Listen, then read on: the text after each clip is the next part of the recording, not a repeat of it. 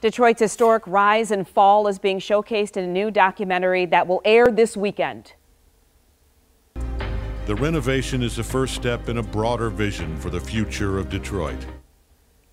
The timing of this coincides with Ford buying and developing the Michigan Central Station in the Corktown neighborhood. So we wanted to hear from you. Is that enough to make Detroit a true comeback city, as this documentary suggests? Just head over to WXYZ.com/vote to let us know. 7 Action News reporter Jim Kurtzner gives us a closer look at the documentary. This is a vehicle for Ford's purchase of the Michigan Central Station and Detroit's comeback, to be seen not just around here, but by a national and even a world audience. Tens of thousands of aspiring auto workers flock to Detroit at the very moment that the city's new showcase train station, Michigan Central, opens to the public.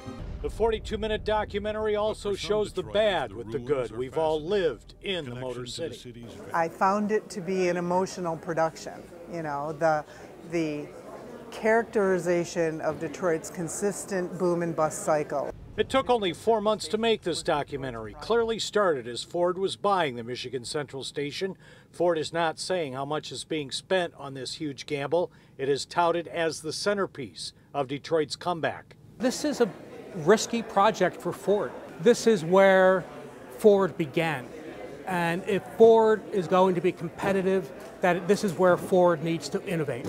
Ford plans to transform Corktown and the station as the center for development of self-driving and plug-in cars of the future, what's been called the Silicon Valley. And it's not about trying to remake the past, to reclaim the past, about trying to make Detroit now what it was. It's about reimagining what Detroit can be in the 21st century. If Ford doesn't provide that capstone piece of hope, this production doesn't happen. And further, I think people are still sort of left wondering if the comeback is real.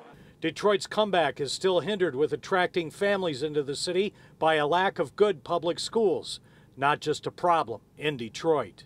It involves a level of private and public investment that simply doesn't exist in America today. This premieres Sunday night at 9 on the History Channel. It'll also be replayed and can be viewed online on the History Channel website.